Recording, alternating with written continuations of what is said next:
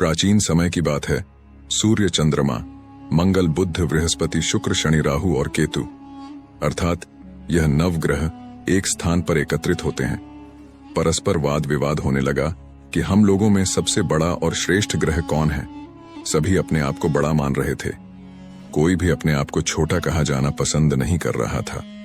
बहुत तर्क वितर्क के पश्चात भी जब कोई निर्णय नहीं हुआ तो सभी ग्रह आपस में उलझते हुए अपने विषय के प्रति गंभीर होकर देवराज इंद्र के पास पहुंचे जाते हैं और बोलते हैं, हे इंद्र, आप सब देवों के देव हैं।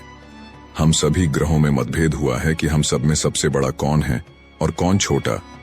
आप इस बात का फैसला कीजिए। राजा इंद्र सारी बातें सुनकर तुरंत समझ जाते हैं, किंतु उन्होंने कोई जवाब नहीं दिया। फिर वे बात टालने की कोशिश करते हुए बोले, मुझ में इतना सामर्थ्य तो नहीं है जो आपके छोटे और बड़े का निर्णय कर सकूं। मैं अपने मुंह से कुछ नहीं कह सकता, पर हां, एक उपाय है। इस समय भूलोक में उज्जैन नगरी के राजा विक्रमादित्य सबसे पहले अच्छा और न्याय करने वाला राजा है। अतः आप सभी उनके पास जाओ।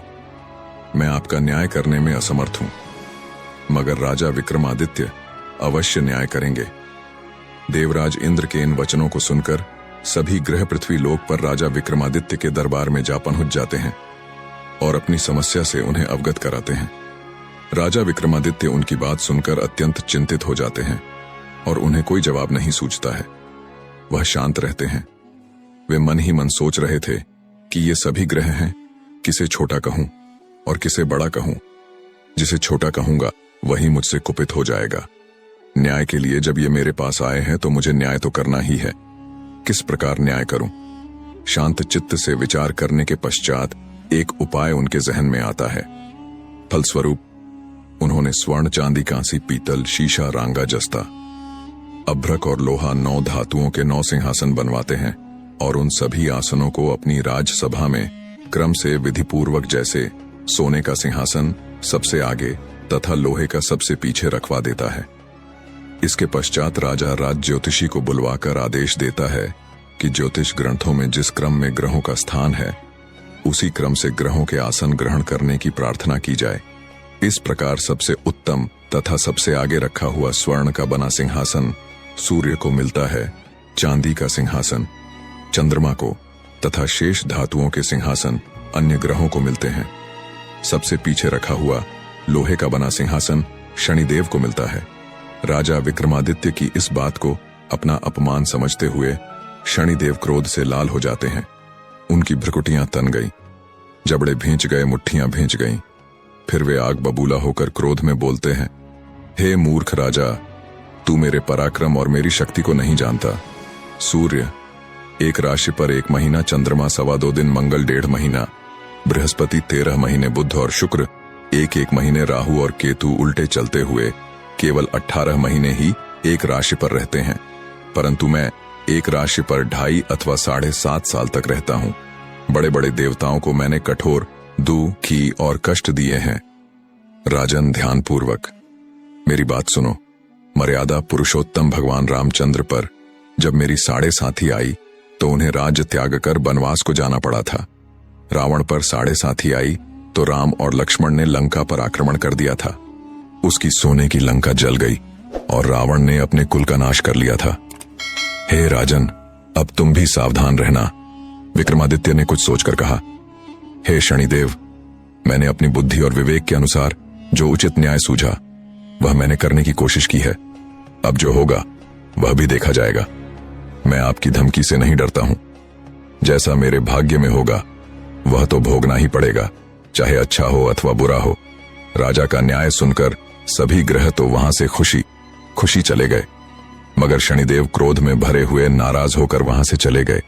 कुछ समय तो ऐसे ही बीत गया, मगर कुछ समय बाद राजा विक्रमादित्य पर शनि ग्रह की 7.5 का प्रवेश होता है। शनिदेव ने अपना प्रभाव दिखाना शुरू कर दिया। शनिदेव घोड़ों के व्यापारी का रूप धारण कर अनेक सुंदर घोड़े साथ ले राजा विक्रमादित्य की राजधानी उज्जैन में पहुंच जाते हैं। जब राजा ने घोड़े के सौदागर के आने के बारे में सुना तो उन्होंने अपने अश्वपाल को सुंदर और शक्तिशाली घोड़े खरीदकर लाने को कहता है। घोड़े बेहद सुंदर और शक्तिशाली थे। अश्वपाल उनके दाम सुनकर चौंक पड़ता है। उसे गहरा आश्चर्य होता है। उसने तुरंत राजा को खबर देता है। अश्वपाल के कहने पर राजा ने घोड़ों को देखा और एक अच्छा घोड़ा देखकर उस पर सवारी करने के लिए चढ़ जाता है। राजा के घोड़े पर चढ़ते ही घोड़ा तीव्र गति से दौड़ पड़ता है। फिर घोड़ा राजा को लेकर एक घने जंगल में पहुंच जाता है तथा वहीं राजा विक्रमादित्य को अपनी पीठ से गिराकर अदृश्य हो जाता है। उसके बाद राजा ब्यावान जंगल में भूखा प्यासा इधर उधर भटकने लगता है। राजा के हाल बेहाल हो जाते हैं। भटकते भटकते बहुत देर बाद राजा एक ग्वाले को देखता है। ग्वाले से निवेदन करने पर ग्वाले ने प्यास से व्याकुल राजा को पानी पिलाता है और एक नगर का रास्ता भी बताता है जो उस स्थान के पास में ही था। उस वक्त राजा की अंगुली में एक अंगूठी थी। राजा खुश होकर ग्वाले को वह अंगूठी देता है और फिर शहर की ओर चल पड़ता है। राजा नगर पहुंच एक सेठ की दुकान में जाकर बैठ जाता है। राजा खुद को उज्जैन का निवासी और बी का नाम बताता है। साहूकार राजा को उच्च घराने का समझकर पानी पिलाता है। भाग्यवश उस दिन साहूकार की बिक्री पहले वालों दिनों की अपेक्षा अधिक हुई थी। तब सेठ ने राजा को भाग्यवान मानकर उसे अपने साथ अपने घर ले जाता है और भोजन कराता है। भोजन करते वक्त राजा विक्रमादित्य एक अद्भुत घटना देखता है। एक हार खूंटी पर लटक रहा था और खूंटी उस हार को निगल रही थी। इस अद्भुत दृश्य को देखकर उनके पैरों के नीचे की जमीन खिसकने लगती है, लेकिन वो चुप रहता है। सहसा भोजन के बाद जब साहूकार खूंटी पर से हार उतारने के लिए जाता है तो खूंटी पर वह हार नहीं मिलता है। तब उसने सोचा कि बीका के अलावा कोई और व्यक्ति उस कमरे में नहीं आया है, अतः हार की चोरी इसी व्यक्ति ने की है। सेठ जी ने बीका पर चोरी का आरोप लगाते हुए हार लौटाने को कहता है, पर राजा अपनी सफाई देते हुए कहता है कि हे सेठ जी, मैंने आपका हार नहीं चुराया है। मैंने तो हार को खूंटी को निगलते हुए देखा है। आपका हार खूंटी निगल गई है। खूंटी हार नहीं निगल सकती है भला। बेजान चीजें भी किसी चीज को निगलती हैं कभी। इस पर विवाद बढ़ता गया और सेठ बीका को उस नगर के राजा के पास ले जाता है और सारी बात राजा से कहता है। राजा ने आज्ञा दी कि हार का चोर यही व्यक्ति है, इसके हाथ पैर काटकर चौरांगिया कर दो।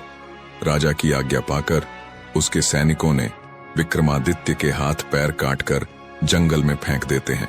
फलस्वरूप राजा विक्रमादित्य अपाहिज होकर इधर उधर भटकने लगता है। अब बेचारे राजा की हालत ऐसी हो गई कि किसी ने रोटी का टुकड़ा मुंह में डाल दिया तो खा लिया, अन्यथा यूं ही भूखा प्यासा पड़ा रहता। रास्ते जाते एक तेली की नजर उस पर पड़ती है और वह उस पर तरस खाकर उसे थोड़ा सा तेल उसके घावों पर लगाने को दे देता है, जिसके फलस्वरूप तेली का व्यापार उसी दिन से प्रगति करने लगता है। 2-4 दिन यह क्रम चलता रहा। एक दिन तेली ने व्यापार वृद्धि से प्रसन्न होकर विक्रमादित्य को अपने घर ले जाता है और कोल्हू पर बिठा देता है। विक्रमादित्य कोल्हू पर बैठा अपनी आवाज से बैलों को हाँकता रहता। कुछ वर्षों में शनि की दशा समाप्त हो गई। बीका अपनी उदासी काटने के लिए कभी कभी मल्हार राग गाया करता था। एक रात वह वर्षा को देखकर राग मल्हार गाने लगता है।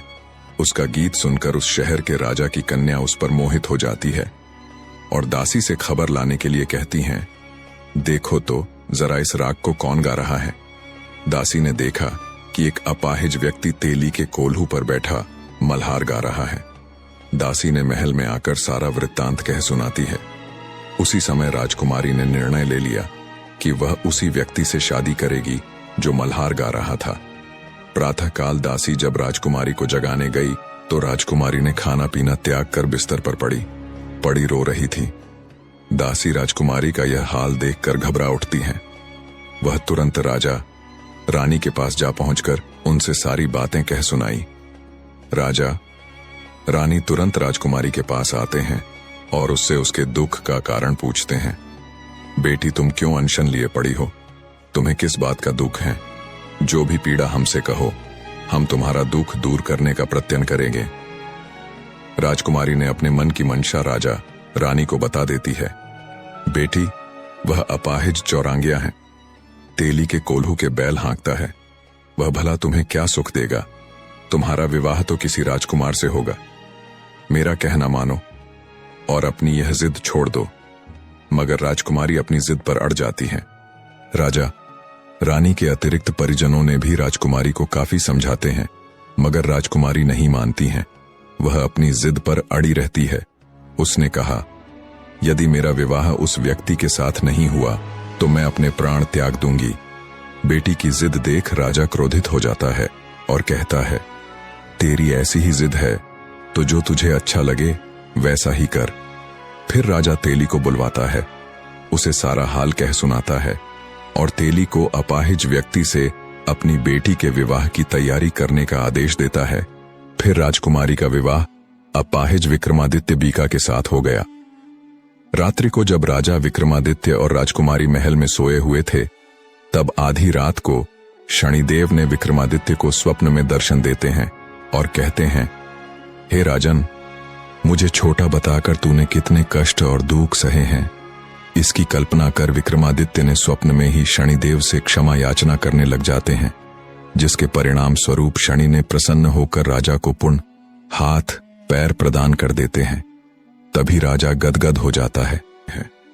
तभी से उनके राज्य में शनिदेव की पूजा होने लगती है। तो दोस्तों, हमारा वीडियो आपको कैसा लगा?